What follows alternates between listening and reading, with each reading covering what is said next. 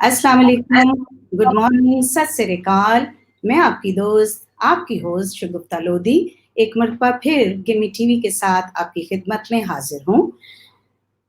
जनाबे वाली, आज मैं आपसे 2 जुमले ऐसे बोलूँगी कि जो आपको अंदाज़ा हो जाएगा, आपकी कुछ याददाश्तें वापस दोबारा आएँगी और वो कुछ ऐसे है, अस्सलाम वालेकुम, पाकिस्तान ब्रॉडकास्टिंग कॉर्पोरेशन, हम लाहौर से बोल रहे हैं।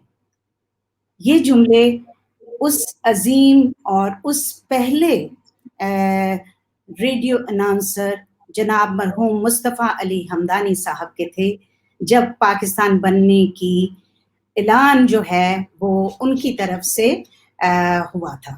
और फिर उनकी बेशुमार और रेडियो ब्रॉडकास्टिंग की हम सुनते आए, उनको देखते आए, उनकी आवाज़ जो है वो एक खुद से ही अपनी एक पहचान थी।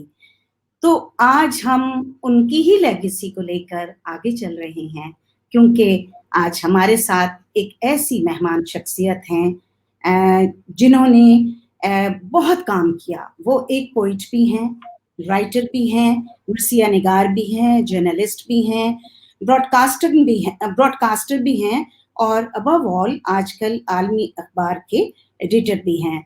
जी, हमारे साथ हैं मोहतरम सफदर हमदानी साहब, जो कि हमारी खुशकिस्मती है कि हम उनसे टाइम ले पाए हैं। He is such a busy person.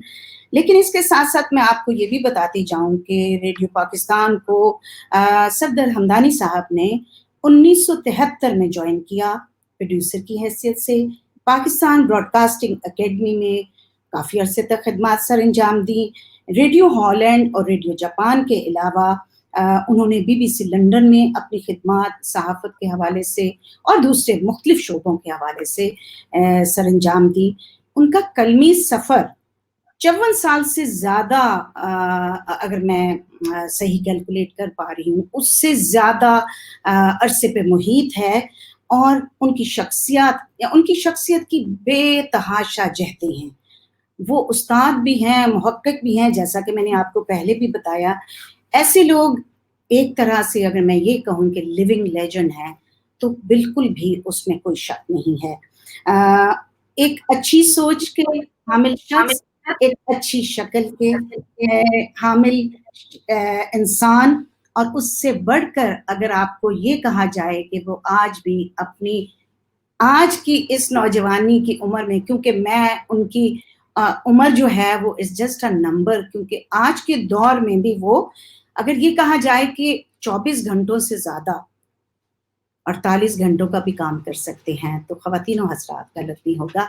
आइए मिलते हैं जनाब सफदर हमदानी साहब को। Thank you so much sir. आपको खुशामदीद कहती हूँ मैं गिमी टीवी पे। बहुत शुक्रिया। मैं इब्तदा में ही तमहीद के तौर पर आपका ख़ास तौर पे और गिमी टीवी का ख़ास तौर पे ममनून हूँ। आपके जितने अहबाब, जितने दोस्त काम करने वाले आपके साथ हैं, इस टीवी का नाम ही मेरे लिए, पहले तो मैं शर्मिंदा हूँ कि आपकी इतनी तगो-दौ के बाद ताख़ीर से आया। मेरी कुछ मसरूफियात ऐसी हैं, फिर ये कि पाकिस्तान जाना पड़ गया।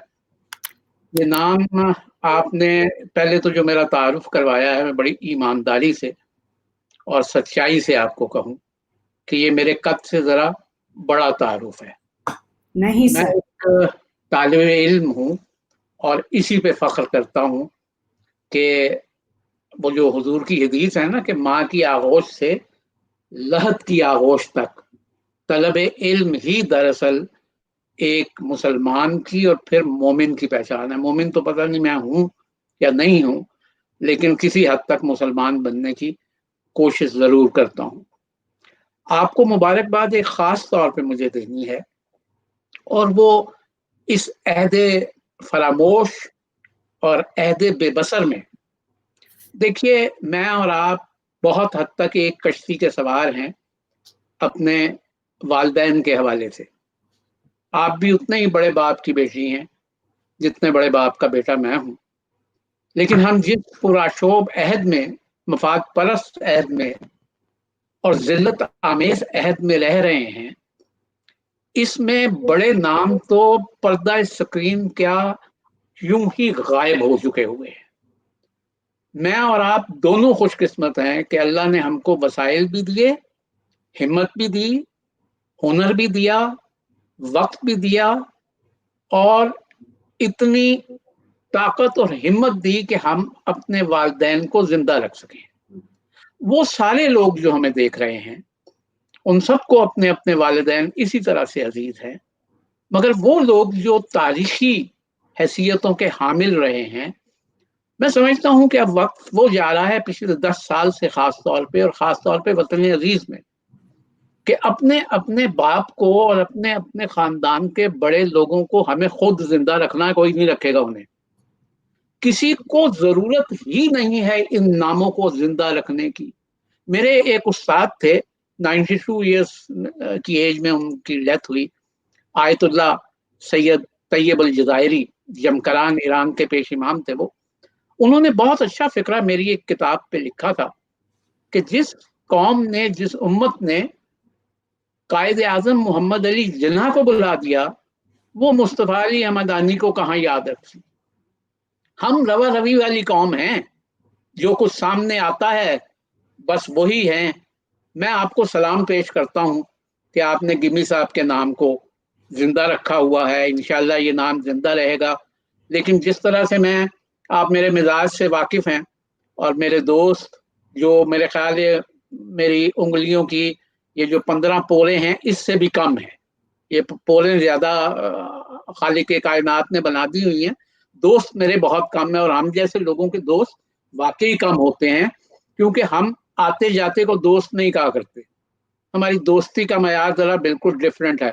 میرے سے کسی نے پوچھا تھا کہ آپ کی زندگی کا کیا مطمع نظر ہے. میں نے کہا دیکھیے میرا تو ہر شعر میری زندگی ہے، میں قافیہ ردیف والی شاعری کرتا نہیں ہوں، لیکن میری اپنی زندگی کا مطمع نظر یہ ہے کہ نظر میں اب بھی محبت کا ہے ہر ایک منظر، بغیر عشق کے ایک دن نہیں ہوا ہے بسر. گزر گئے ہیں 69 برس میرے سفلر. اب نومبر میں 70 کا ہو جاؤں گا انشاءاللہ العزیز. گزر گئے ہیں 69 برس میرے سفلر، کسی یزید کے آگے نہیں جھکایا ہے سر. یہ ہے زندگی کا مطمع نظر. آپ کے والد گرامی مجھے بہت رخ سے عزیز ہیں. سب سے پہلی بات تو وہ ہم 2 نسلوں کے دوست تھے.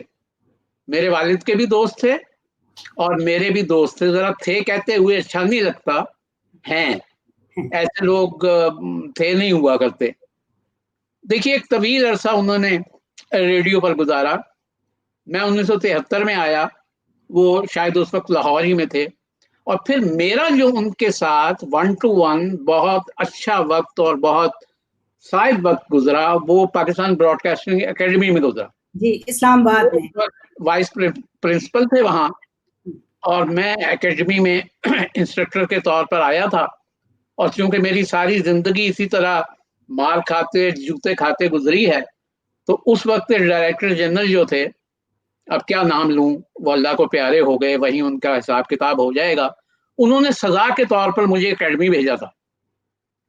اور جہاں تک میں جانتا ہوں سلیم خان گمی صاحب کو بھی سزا کے طور پر ہی بھیجا گیا تھا.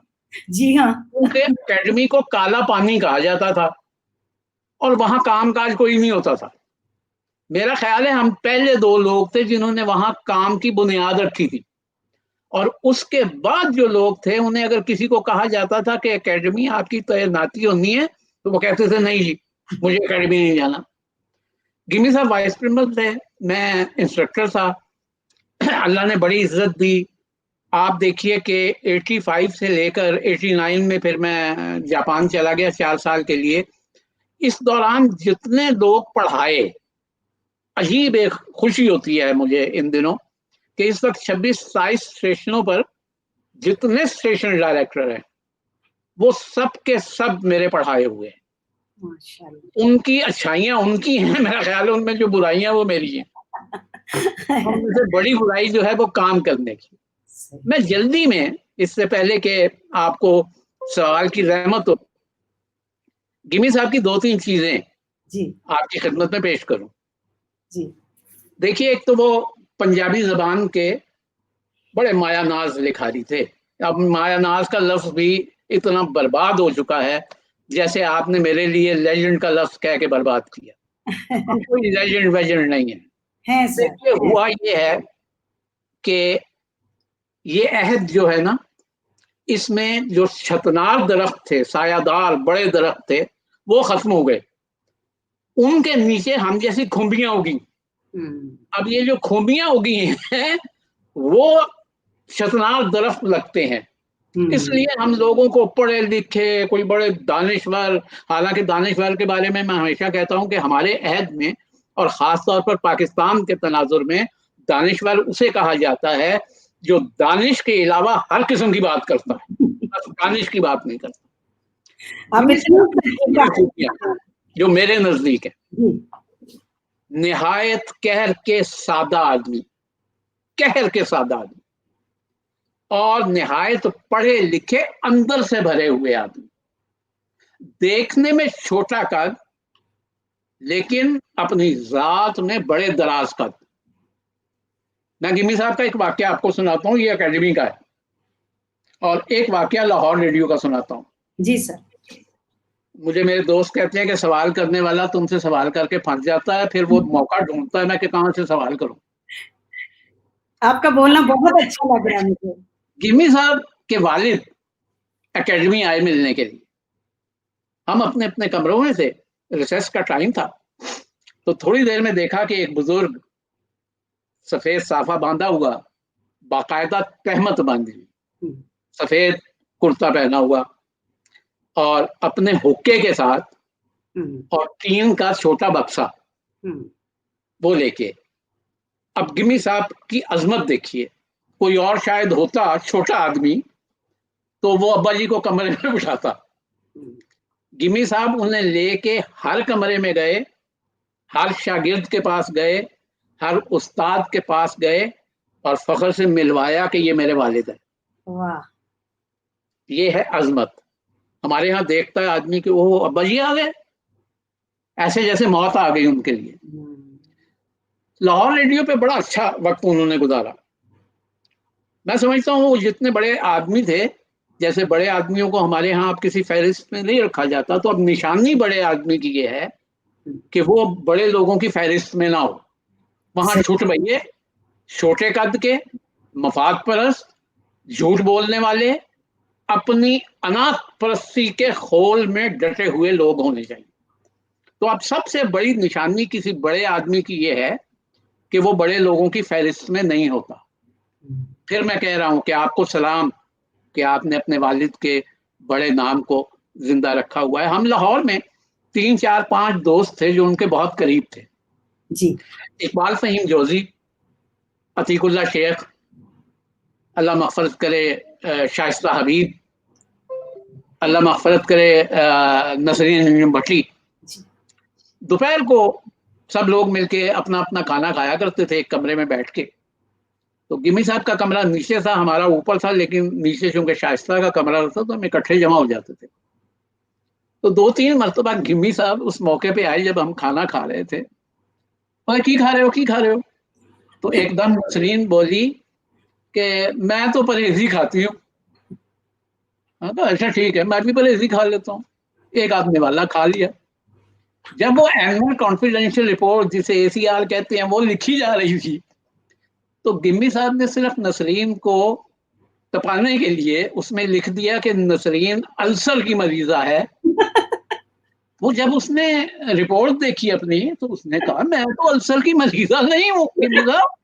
تو گمی صاحب کہنے لگے کہ وہ تو تم جو پرہیزی کھانا کھاتی ہو اس لیے میں نے لکھا. بہت بڑا احسان ہے. پتہ نہیں کیا ظلم ہے، ہم سب اردو میں شروع ہو جاتے ہیں. گندم پنجاب کی کھائی، پیدا پنجاب میں ہوئے، اردو کو پالا پوسا ہم نے اردو پہ پنجابی قربان کی. ہم نے اس اردو کی وجہ سے پنجابی کا رسم الخط ہی نہیں بنایا. ہم فارسی رسم الخط میں لکھتے ہیں. اس وقت جو 3 4 بڑے لوگ تھے ان میں شفقت تنویر مرزا صاحب، سلیم خان گمی صاحب، استاد دامن صاحب، راجہ رسالو صاحب، یہ وہ لوگ سارے تھے جو ریڈیو پاکستان کی زینت ہوا کرتے تھے. اور میں آپ کی خدمت میں عرض کر دوں کہ ریڈیو اس زمانے میں کہکشاں ہوا کرتا تھا. بالکل اب تو اندھیر کوٹھلی ہے دونوں طرف سے، صحیح. روشنی کے حساب سے بھی، علم اور تعلیم کے حساب سے بھی. براڈ کاسٹنگ میں اب کاسٹنگ آ گئی ہوئی ہے، اور وہ بھی سوڈا کاسٹنگ والی. بس اس بات کو یہاں کہہ کے ختم کروں کہ میں بھی شرمندہ ہوں، اور میرے ادارے کو بھی شرمندہ ہونا چاہیے، ریڈیو پاکستان کو، کہ اس نے ایسے کسی بڑے آدمی کو محفوظ کر کے نہیں رکھا. ریڈیو پاکستان لاہور پر کم از کم ایسے 10-12 بڑے لوگوں کی تصویریں ہونی چاہیے تھی. میں نے اپنے والد کی تصویر خود کہہ کے لگوائی، مونی حمید صاحبہ اور ان کی تصویر. اور اللہ زندگی دے اور عزت دے، میری شاگرد ہیں نزاکت شکیلہ، جو ریڈیو پاکستان کی تاریخ کی لاہور کی پہلی اسٹیشن ڈائریکٹر ہیں. تو ان سے میں نے کہا تو انہوں نے میری عزت رکھ لی اور یہ تصویر وہاں لگ گئی. لیکن ادارے کے طور پر میں سمجھتا ہوں کہ ہر اسٹیشن پر اس اسٹیشن کے بڑے لوگوں کی تصاویر لگنی چاہیے، ان کے نام کہیں موجود ہونے چاہیے. اللہ کی قسم کھا کے آپ کو میں بتاتا ہوں، میں چونکہ ہر سال لاہور ریڈیو اور اسلام آباد جاتا ہوں، نئے پروڈیوسر جو آئے ہیں انہیں ان مراکز پہ کام کرنے والے لوگوں کے نام ہی علم نہیں.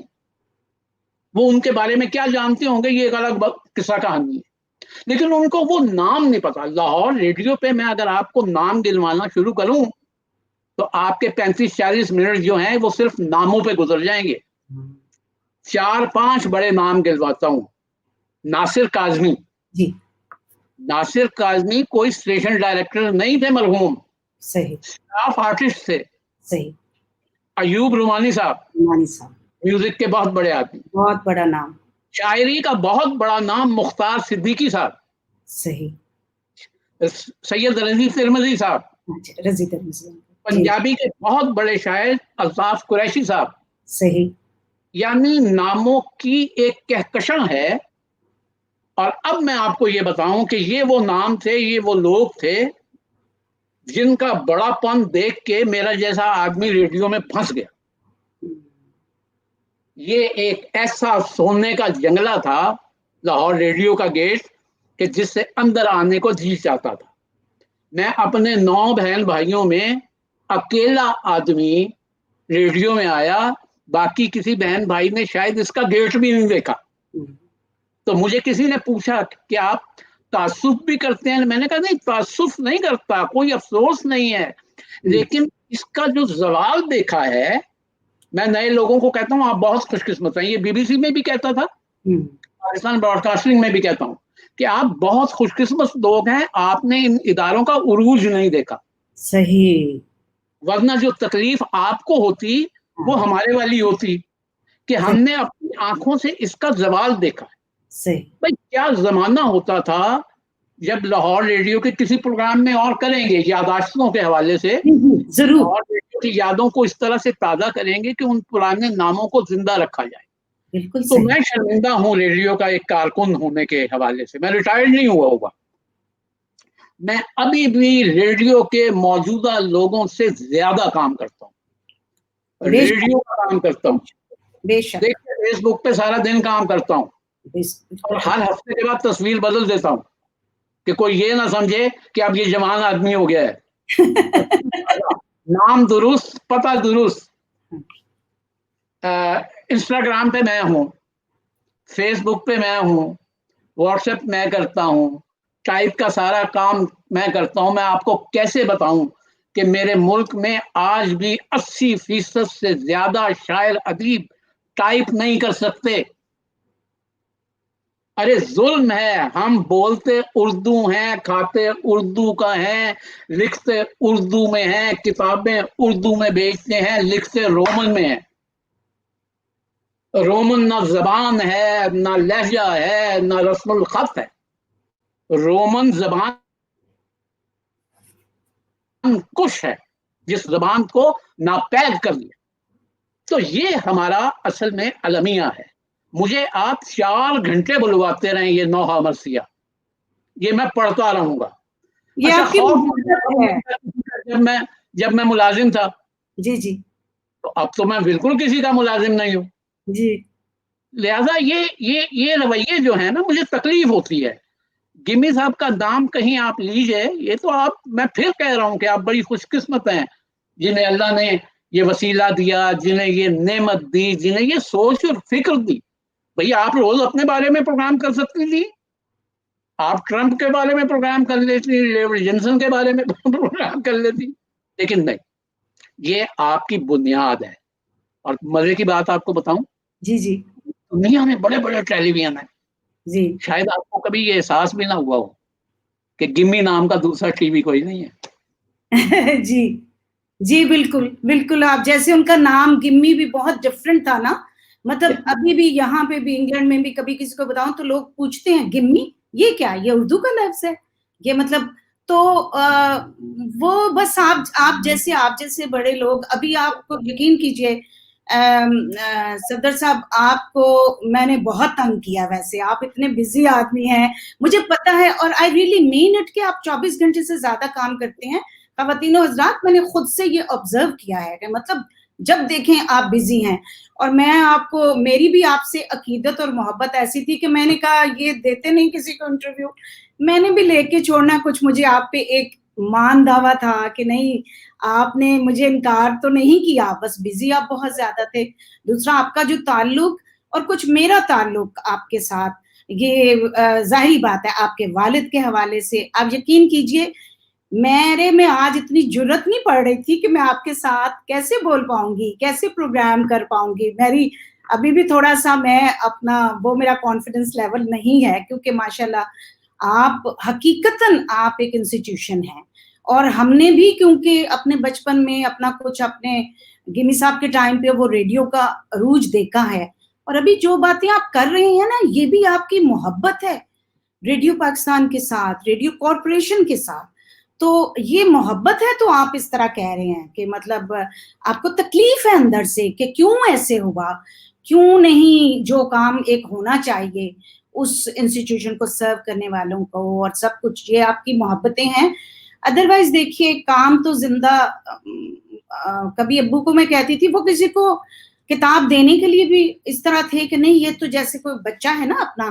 تو میری والدہ کہتی ہوتی تھی کہ جیسے پرائز ڈسٹریبیوشن کا، تو وہ کبھی کبھی کہتی تھی کہ آپ بھی بھیج دینا ادھر اپنی کتاب تو آپ کو بھی انعام. تو وہ کہتے تھے مجھے نہیں ضرورت انعام شرام کی، یہ میری کتاب جو ہے نا ضائع ہو جائے گی ادھر جا کے. تو میری والدہ نے ہنس کے کہنا کہ 200 روپے کی کتاب ہے تو آپ کیسے اس کو لگا کے، آپ کو اس وقت کوئی ایک دفعہ تھا کوئی پرائز تھا کوئی 5 لاکھ کا، تو اس ٹائم پہ 5 لاکھ بڑی بات تھی. تو ابو نے کہا مجھے ضرورت ہی نہیں ان کے 5 لاکھ کی. آئی اسٹل ریمبر کہ یہ کیا وہ پرسنالٹی ہوگی کہ جس کے اندر کوئی لالچ نہیں تھا اس کے لیے اپنا کام جو ہے. اور آپ یقین کیجئے یہی محبت ان کی ہم نے ادب کے ساتھ، کام کے ساتھ دیکھی. مجھے بڑا مشکل ہو رہا ہے ان کا کام کلیکٹ کرنے میں، اکٹھا کرنے میں. اور لیکن چلیں، آپ کی طرف تو میں ایک چیز جو مجھے آپ سے بہت ضروری پوچھنی ہے کہ پاکستان براڈ کاسٹنگ اکیڈمی کی عمارت کے سلسلے میں جو لیز وغیرہ کی بات ہوئی، اس میں آپ کو بڑی تکلیف ہوئی، اور آپ کے لیے وہ ایک صرف بلڈنگ نہیں تھی. آپ نے اس کو جس طرح سے ڈسکرائب کیا، تو میں چاہتی ہوں کہ کیونکہ ہمارا دونوں کا ہی تعلق ہے، اس آپ کی خاص طور پہ بہت زیادہ یادیں ہیں اس بلڈنگ کے ساتھ. تو آپ نے کیوں نہیں سوچا کہ جیسے لوگ کہہ رہے ہیں کہ چلو جی لیز ہو جائے، یہ ہو جائے، تو آپ تو بہت تڑپے اس کے لیے. تو کیا ایسی بات تھی جو آپ سب سے الگ کھڑے ہو گئے؟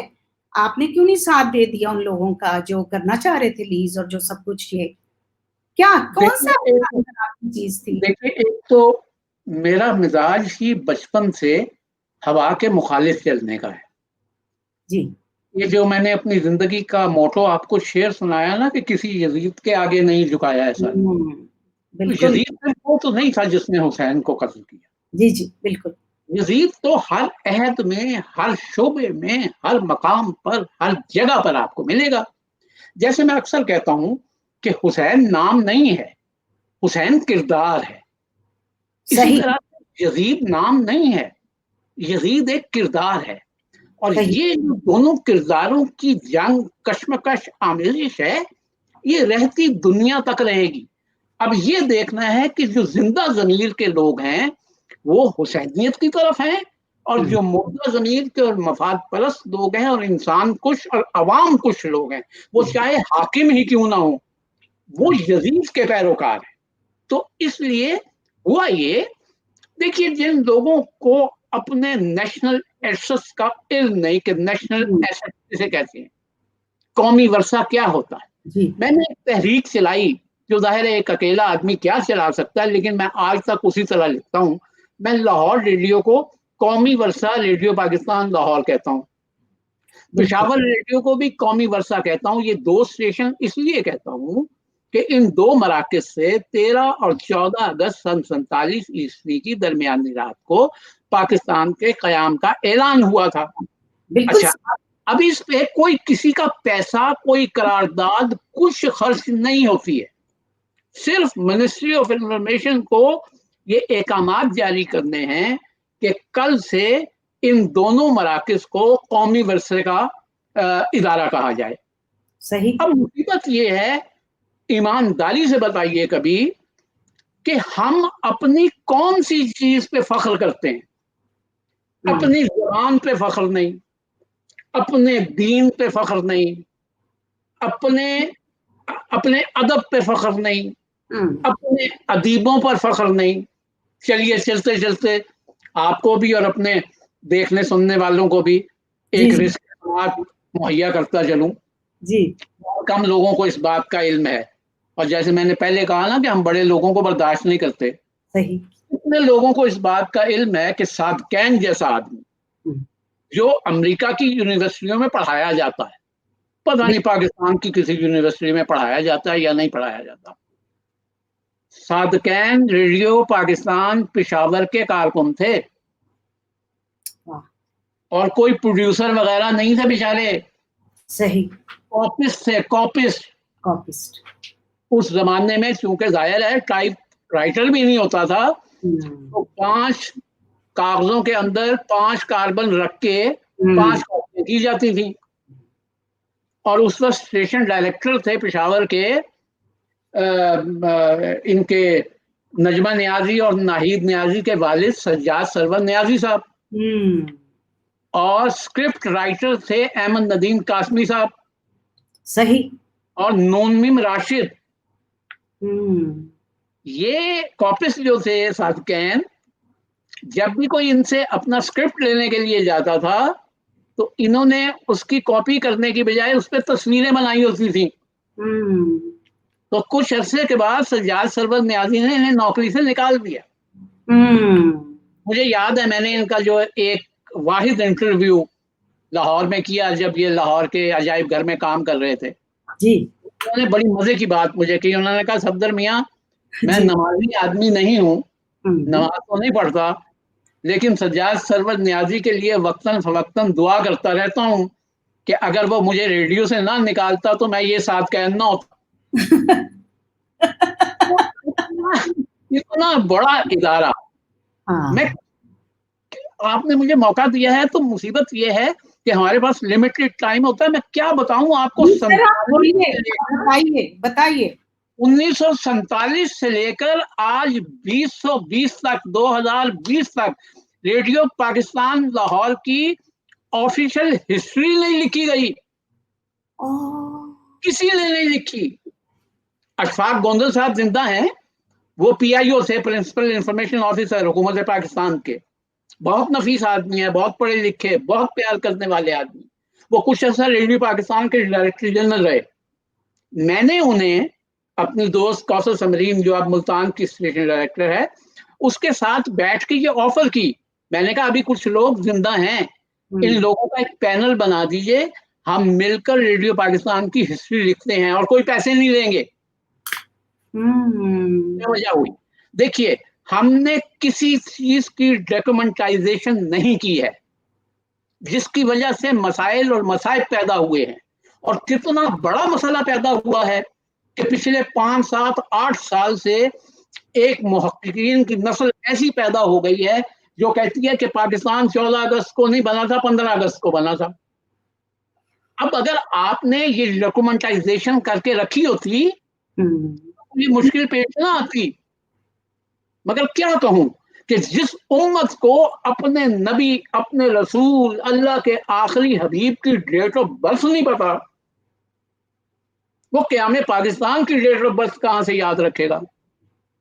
ہمارے اندر کچھ چیزیں مفاد پرستی کی ایسی سرایت کر گئی ہیں کہ قائد اعظم علیہ الرحمہ کی وفات کے بعد سے لے کر آج اس وقت تک جتنے حکمران آئے ہیں جی وہ حکمران نہیں ہیں، وہ حاکم ہیں.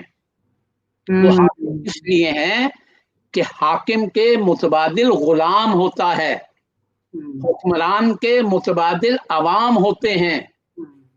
ہمارے ہاں عوام کے حوالے سے عوام خوشی ہوئی ہے. اب بھئی اس ملک میں ووٹ خرید لیا جائے، جس ملک میں کسی دوسرے کا ووٹ خود ہی ڈال دیا جائے.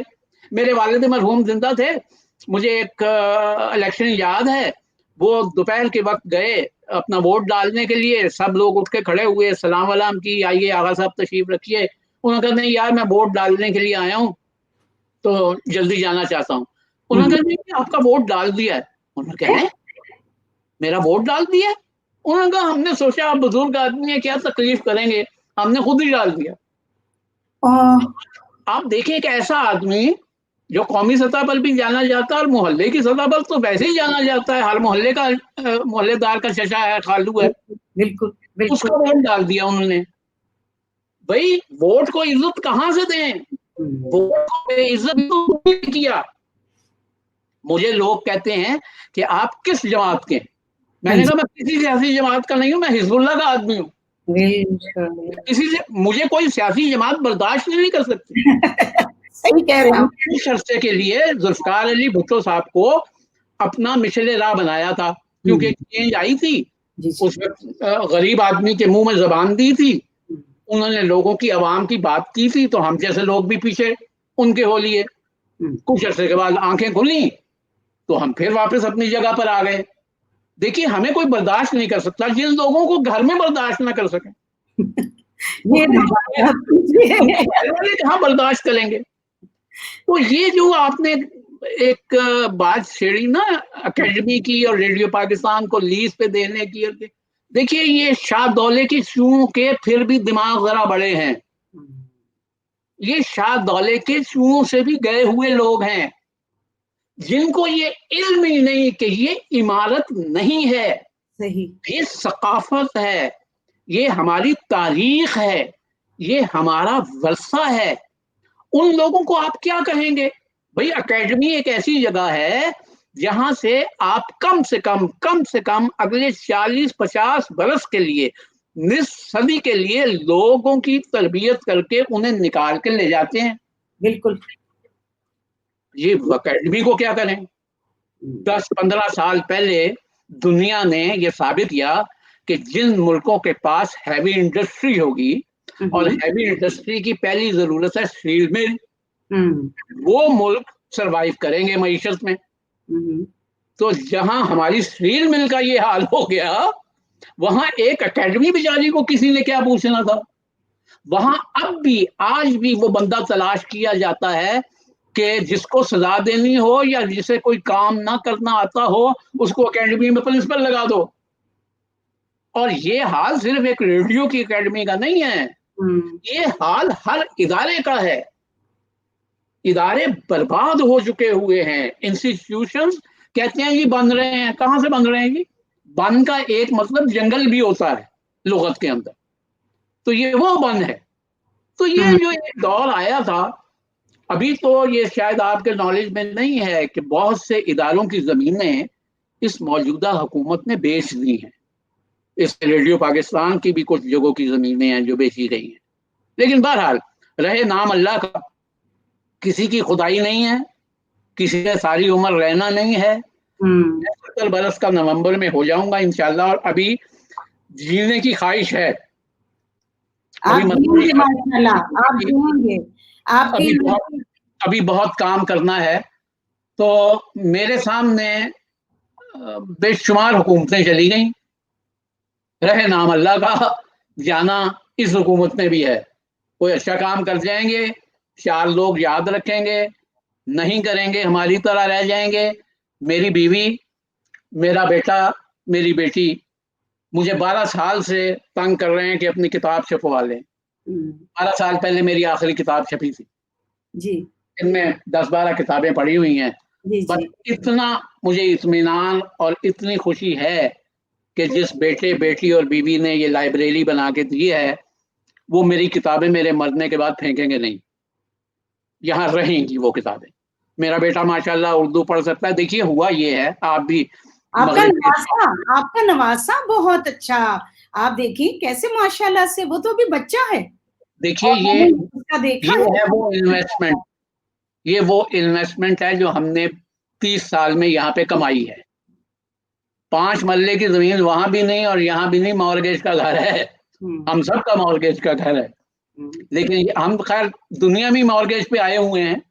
لیکن یہ خوشی ہے کہ بیٹا بیٹی آگے نواسا نواسی بیوی وہ پوچھتے ہیں کہ کیوں نہیں کتاب چھپواتے. میں نے کہا دیکھیے، وہ آپ کے والد والی بات آ رہی ہے جی. میں نے کہا دیکھیے مفت کتاب میں دینے کا اب عادی نہیں ہوں. صحیح. کیونکہ مفت کتاب میں نے دے کے دیکھ لی کہ ادھر میں نکلا، اس نے وہ کتاب وہاں سامنے رکھی ہوئی تھی. تو کتاب چھپواؤں کس کے لیے؟ کتاب پڑھنے کا ہمارے یہاں رجحان نہیں ہے. کتاب بکتی کون سی ہے؟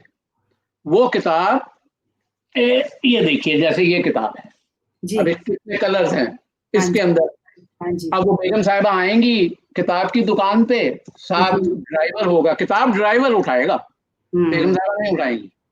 وہ سارے ورق دیکھیں گے کہ کس کے کلرز ہمارے صوفوں سے اور ہمارے پردوں سے ملتے ہیں. تو وہ جو گھر میں ایک کونا 4 کتابوں کا بنایا گیا ہے، اس میں رکھنے کے لیے وہ کتابیں لی جائیں گی. تو ہماری کتابیں تو ان زمروں میں نہیں آتی ہیں.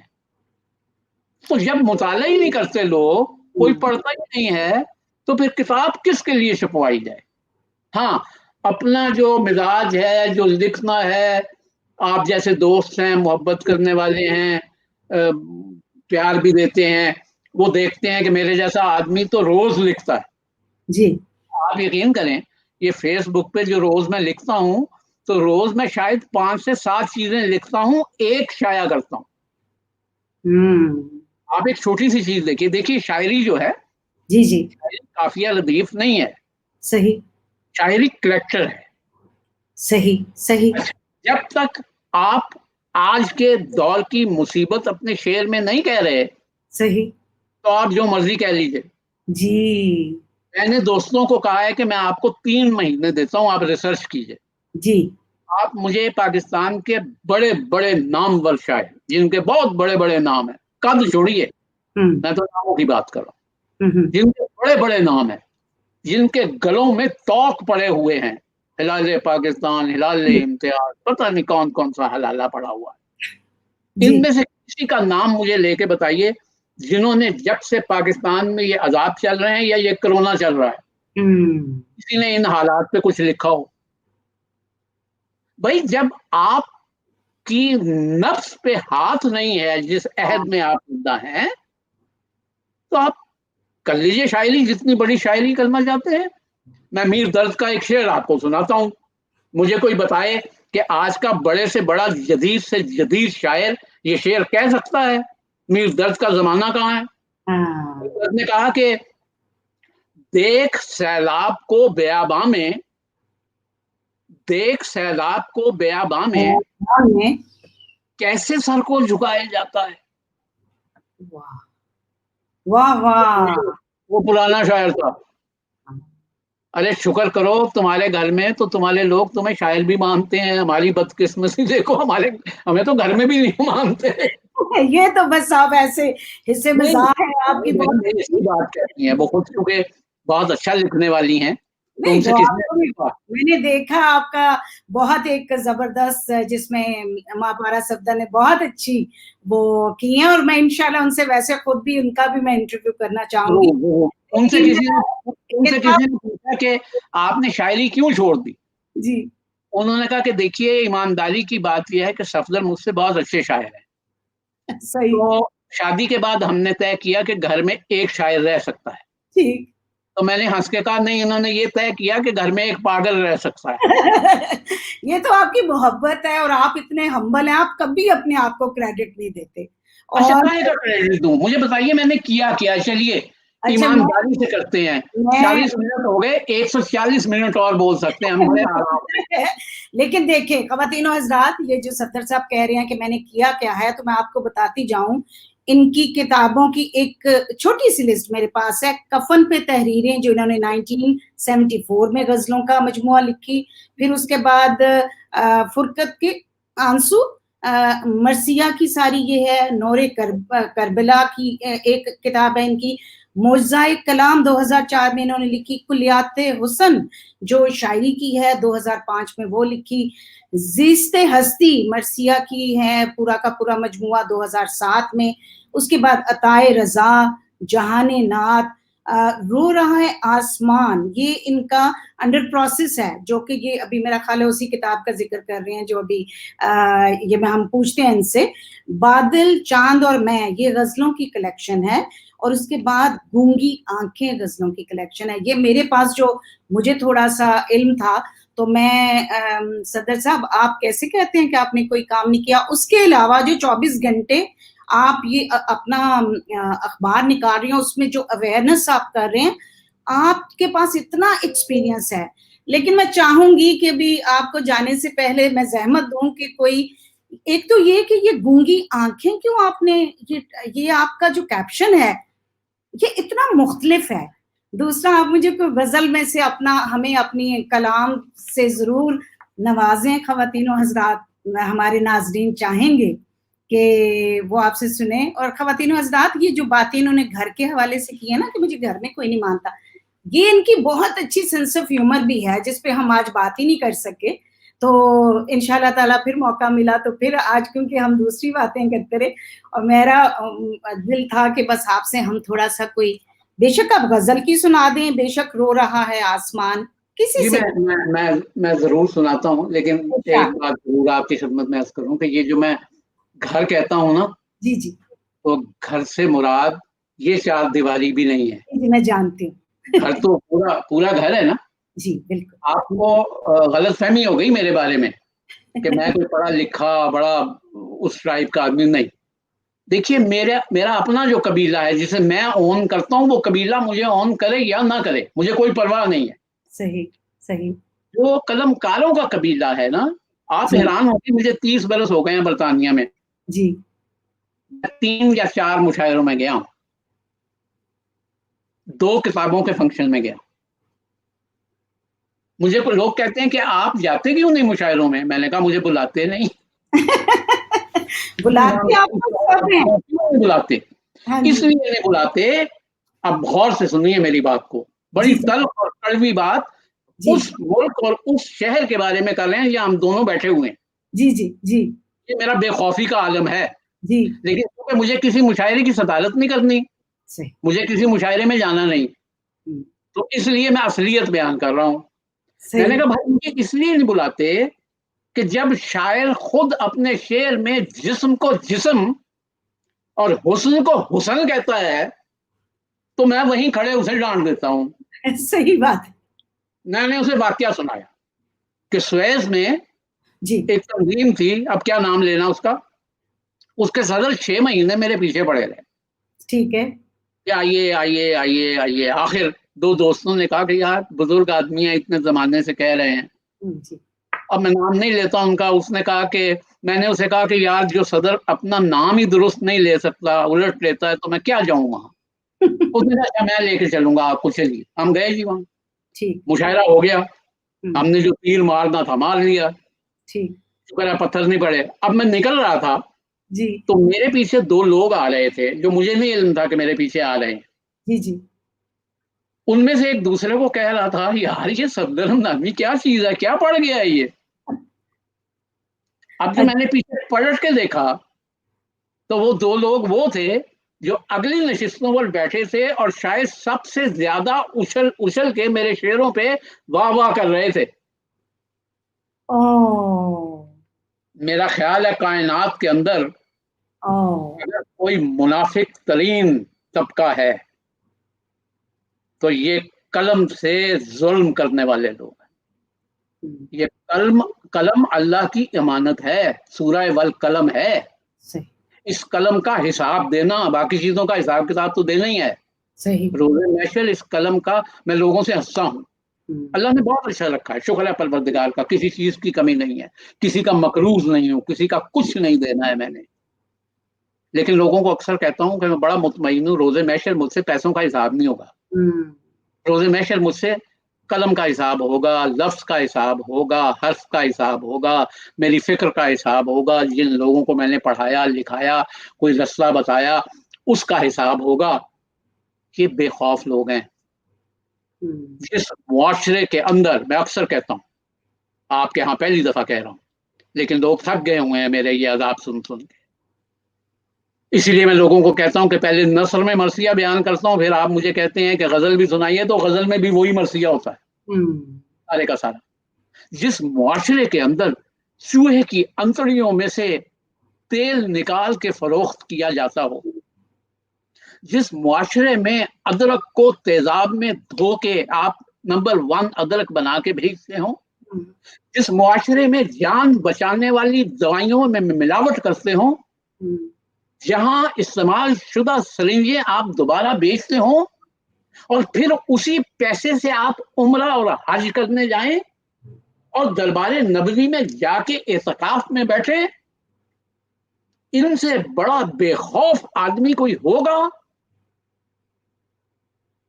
ऐसा बड़ा जुल्म किसी दीन में नहीं हुआ। ये लोग अपनी माओ बहनों के जेवर बेच के आते हैं। शुक्र है हम उन रस्तों से नहीं आए हुए यहाँ, हम तो वो खुशकिस्मत लोग हैं और 0.5% लोग हैं जिनको हुकूमत ने खुद बुलवाया, खुद वहां से कह के बुलवाया और काम दिया और यहाँ रखा। ये वो लोग हैं जो माओ बहनों के जेवर बेच के आते हैं यहाँ। मंगल या बुध को शायद पता नहीं क्या होता है, मुझे तो इल्म नहीं, अल्लाह ने इस रास्ते पे नहीं डाला, खड़े होके वीक के पैसे लेते हैं डाकखाने के बाहर से और फिर इसे कुफरिस्तान कहते हैं।